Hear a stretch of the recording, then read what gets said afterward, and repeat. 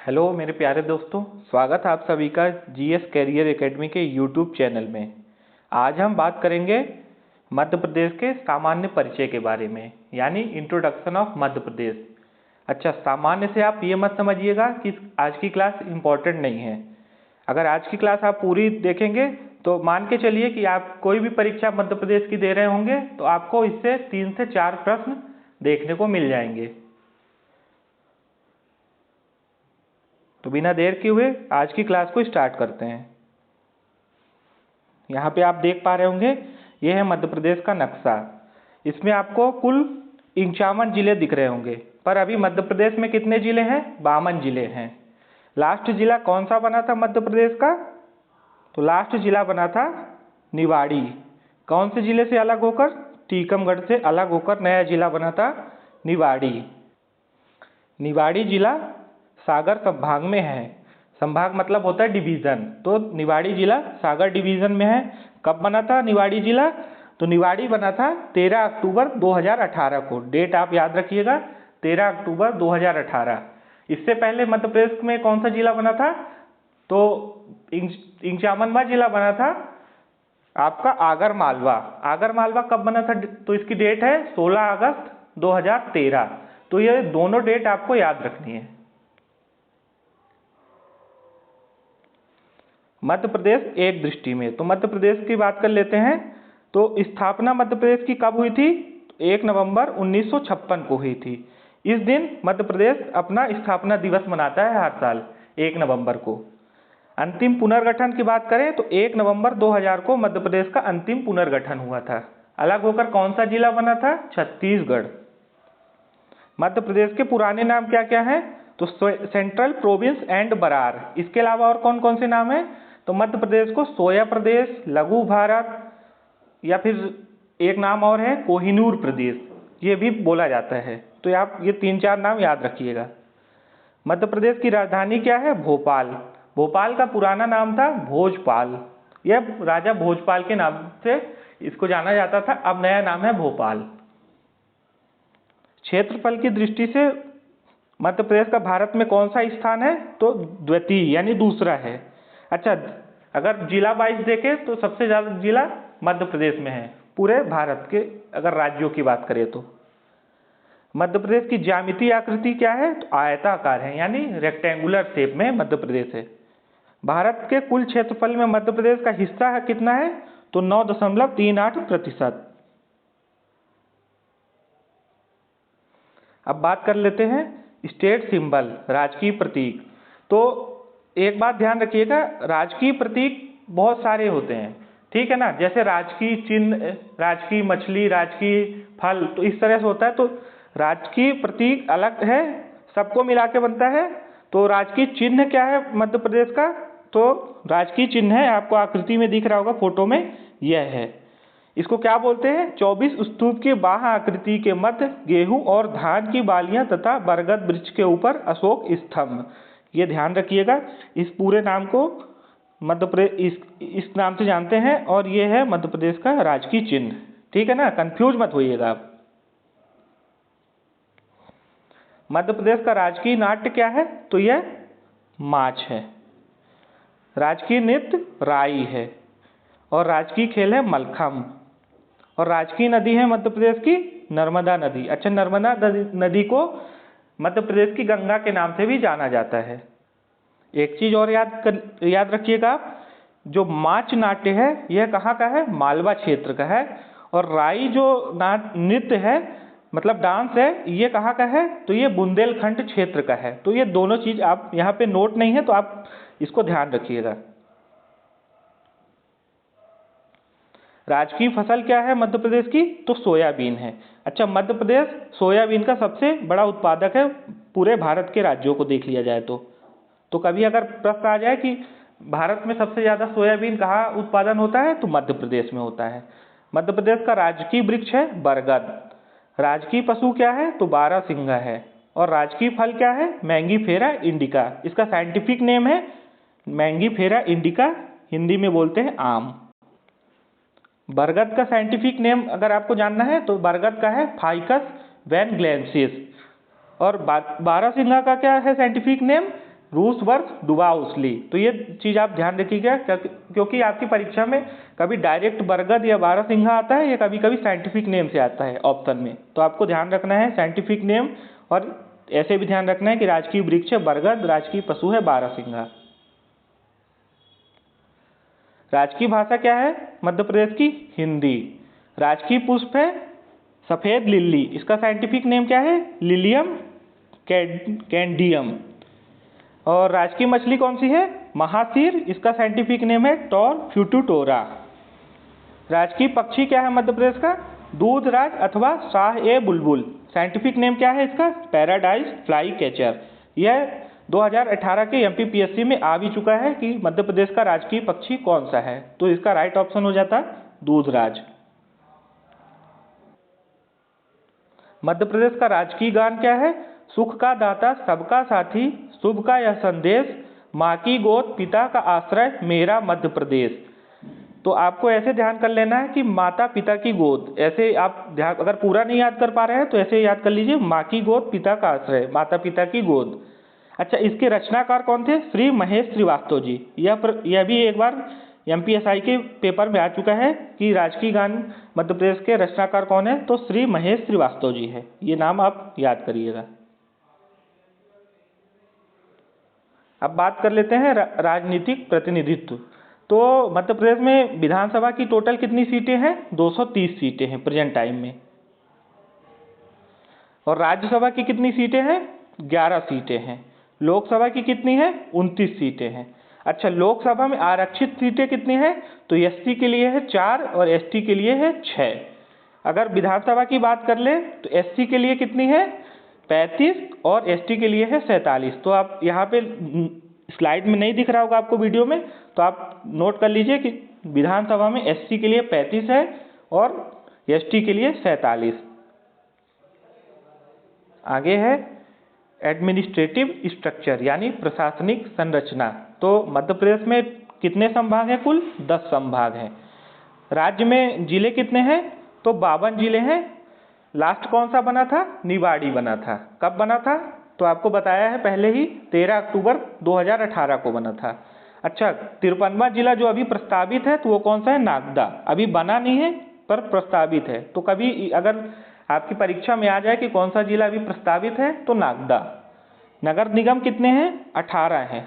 अंतिम कौन सा बना था? दतिया बना था। नगर पालिका कितनी है? 98 है। नगर पंचायत की बात करें तो 294 है।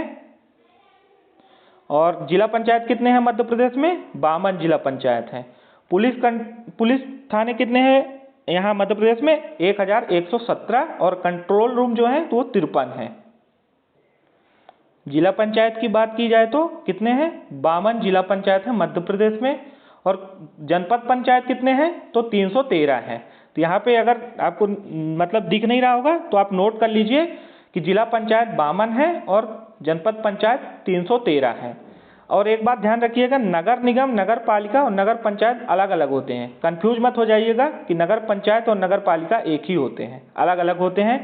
आबादी के हिसाब से इनको मतलब कि बांटा जाता है कि कहाँ 20,000 आबादी है, मतलब 20,000 के अंदर है तो वो नगर पंचायत के अंदर आएगा। और अगर 20,000 से 1 लाख के बीच है तो वो नगर पालिका के अंदर आता है। और 1 लाख से ऊपर होगी तो नगर निगम के अंदर आएगा। तो आप इस तरह से ध्यान रख सकते हैं। आगे है, यह आपको दिख रहा होगा, यह है मध्य प्रदेश उच्च न्यायालय की बिल्डिंग, ठीक है ना। यह कहाँ है? यह जबलपुर में है। इसका निर्माण कब हुआ था? मतलब तो इसका 2 जनवरी 1956, डेट याद रखिएगा, 2 जनवरी 1956 को मध्य प्रदेश का उच्च न्यायालय बना था। इसकी 2 खंडपीठ है, कहाँ कहाँ है? तो ग्वालियर में है और एक इंदौर में है। अब आते हैं प्रमुख पदाधिकारी यानी चीफ ऑफिसर कौन है मध्य प्रदेश में। तो राज्यपाल कौन है मध्य प्रदेश के? श्री मगन भाई पटेल। राज्यपाल की नियुक्ति कौन करता है? तो राष्ट्रपति द्वारा राज्यपाल की नियुक्ति की जाती है। मुख्यमंत्री कौन है अभी? तो श्री शिवराज सिंह चौहान जी मध्य प्रदेश के मुख्यमंत्री हैं। अच्छा, इनका कौन सा कार्यकाल है अभी? तो 19वां कार्यकाल है जो मध्य प्रदेश का 19वां कार्यकाल जो मध्य प्रदेश विधानसभा का चल रहा है, उसमें श्री शिवराज सिंह जी मुख्यमंत्री हैं। प्रोटेम स्पीकर कौन है? श्री गिरीश गौतम जी हैं। और मुख्य न्यायाधीश कौन है? श्री रवि मलिमथ जी। मुख्य न्यायाधीश का मतलब कि अपॉइंटमेंट कौन करता है? तो सुप्रीम कोर्ट करता है। यूनेस्को की बात कर लें तो यूनेस्को में जो मध्य प्रदेश की 3 धरोहरों को शामिल किया गया है, कौन कौन सी है आगे देख लेते हैं। पहली है भीमबेटका। तो भीमबेटका के बारे में थोड़ा जान लेते हैं। तो भीमबेटका कहाँ है? भीमबेटका की गुफाएं कहाँ हैं? रायसेन जिले में है। यूनेस्को में शामिल हो चुकी हैं तो इसीलिए महत्वपूर्ण है। यह गुफाएं आदि मानव द्वारा बनाए गए शैल चित्रों के लिए प्रसिद्ध हैं, ये चीज भी याद रखिएगा। इसकी खोज किसने की थी? ये बहुत इंपॉर्टेंट है। तो इसकी खोज की थी डॉक्टर विष्णु श्रीधर वाकड़कर ने की थी, नाम याद रखिएगा। कब की थी? 1957 में की थी। भीमबेटका को यूनेस्को में कब शामिल किया गया था? तो 2003 में किया गया था, बिल्कुल याद रखिएगा 2003 में किया गया था। अगला है सांची स्तूप। यह भी मध्य प्रदेश या कहिए पूरे भारत में बहुत ही फेमस है कहाँ? तो रायसेन जिले में है। किस लिए प्रसिद्ध है? तो सांची स्तूप बौद्ध धर्म का प्रमुख तीर्थ स्थल माना जाता है, जिसका निर्माण कब हुआ था? पूर्व 3री शताब्दी में हुआ था।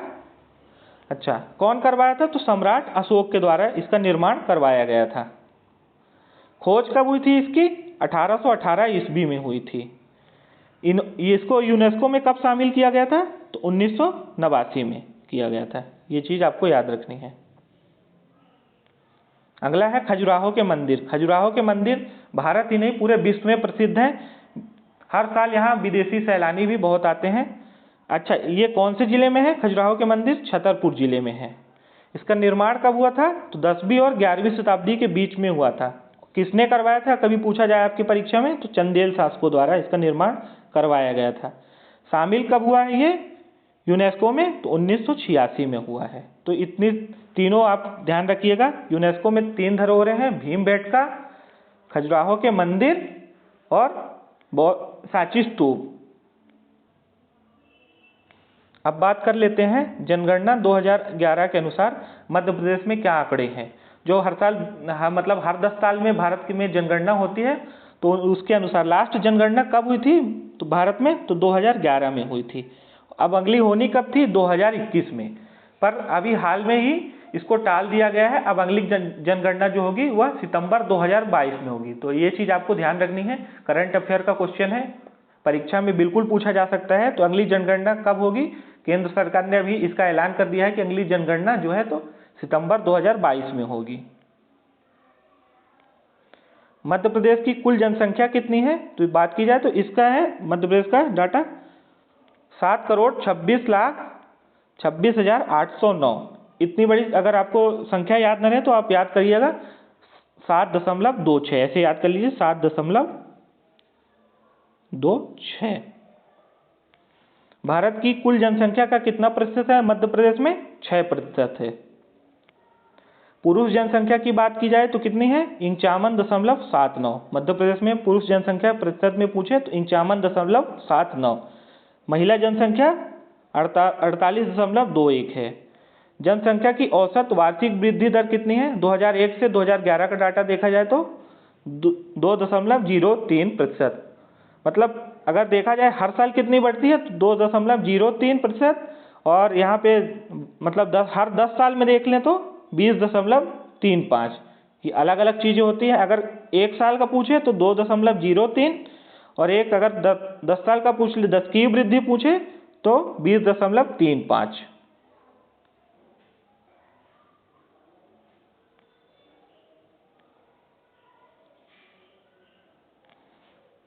आगे बात कर लेते हैं क्षेत्रफल की दृष्टि से मध्य प्रदेश में सबसे बड़ा जिला कौन सा है?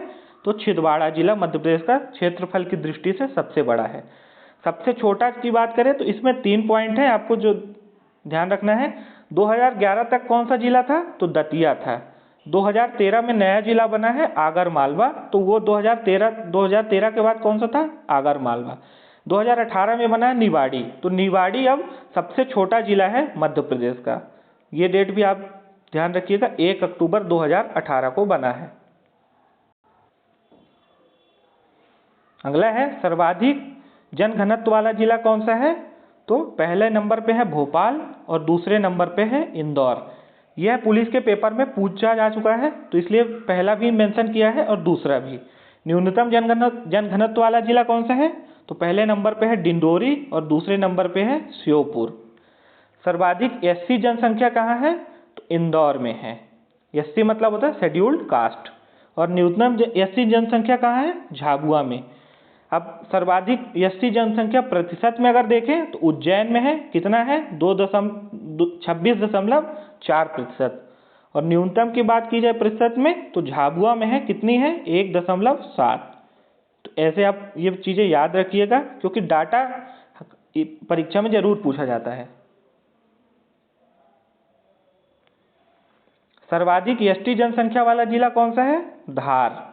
और न्यूनतम एसटी जनसंख्या वाला जिला है भिंड। आगे एसटी जनसंख्या प्रतिशत में अधिकतम सबसे ज़्यादा कहाँ है? तो अलीराजपुर में सबसे ज़्यादा प्रतिशत में है। कितनी है? तो 89 है। सबसे कम कहाँ है प्रतिशत में? तो भिंड जिले में है। कितनी है? 0.4%। अच्छा, राज्य में लिंगानुपात कितना है? तो 931। लिंगानुपात मतलब होता है 1000 पुरुषों पे कितनी महिलाएं। तो प्रति 1000 पुरुषों पर 931 महिलाएं हैं। तो 931 आपको याद रखना है। शिशु लिंगानुपात कितना है? 918।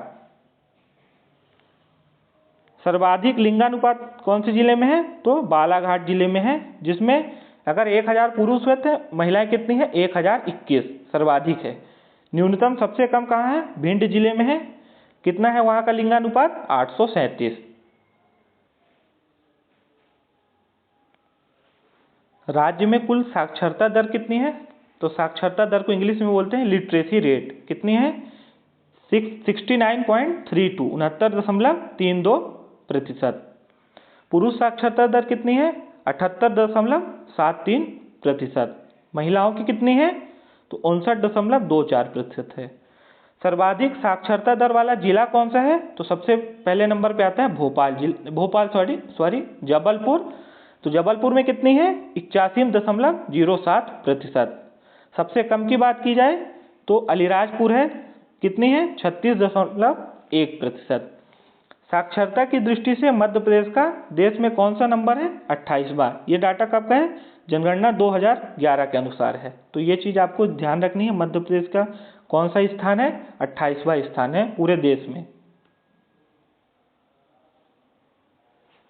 एक और चीज़ आपको याद रखनी है, अगर आपकी परीक्षा में पूछा जाए कि सर्वाधिक साक्षरता दर पुरुषों में कौन सा जिला नंबर 1 पे है, तो जबलपुर है। और अगर न्यूनतम साक्षरता दर पुरुषों में देखा जाए तो अलीराजपुर है।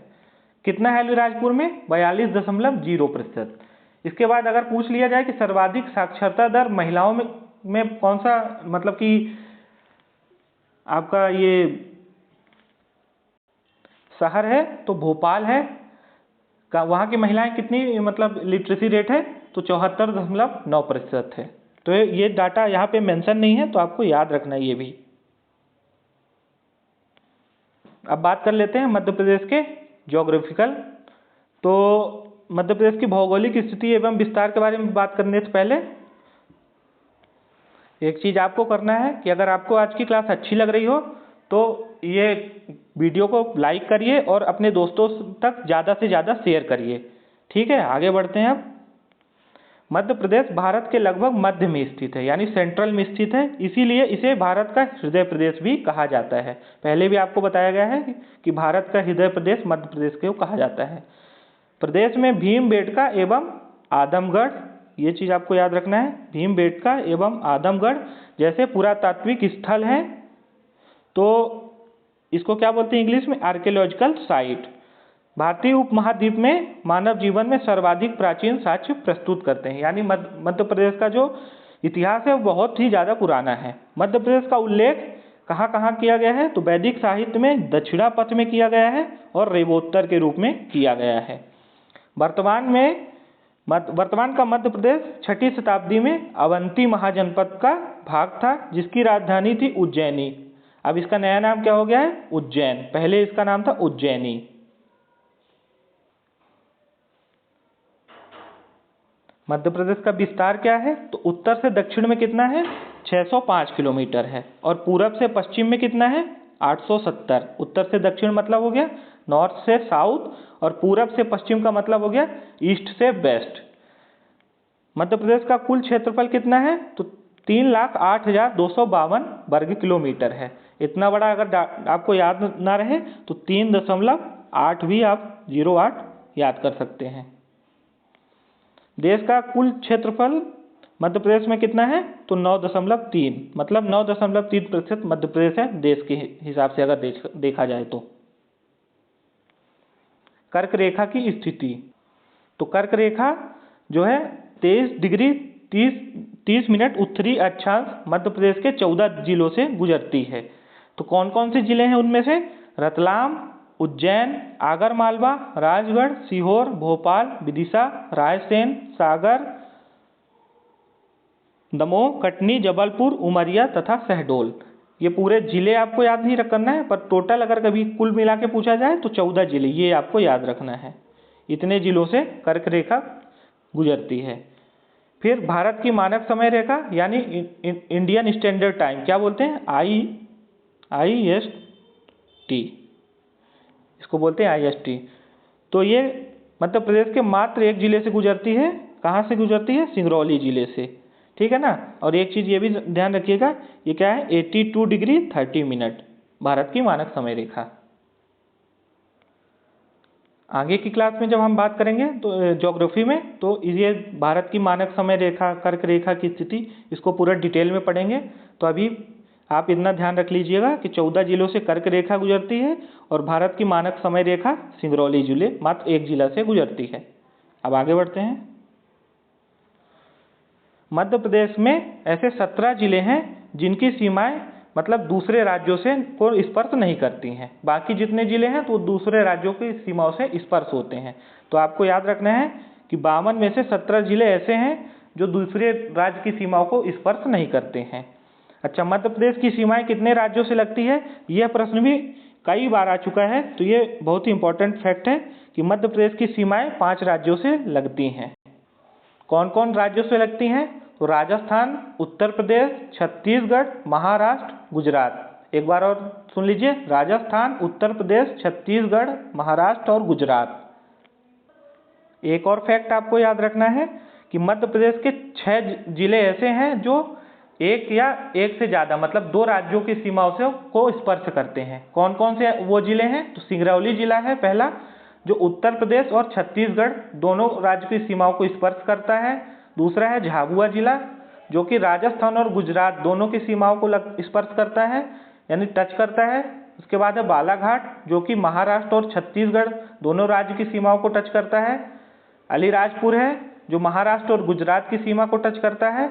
और उसके बाद है मुरैना और शिवपुरी, ये दोनों जिला उत्तर प्रदेश और राजस्थान की सीमाओं को टच करते हैं। तो आपको एकदम याद कर लेना है कि 6 जिले मध्य प्रदेश के ऐसे हैं जो 2 राज्यों की सीमाओं को स्पर्श करते हैं। ठीक है ना। कितने जिले हैं? 6 जिले हैं।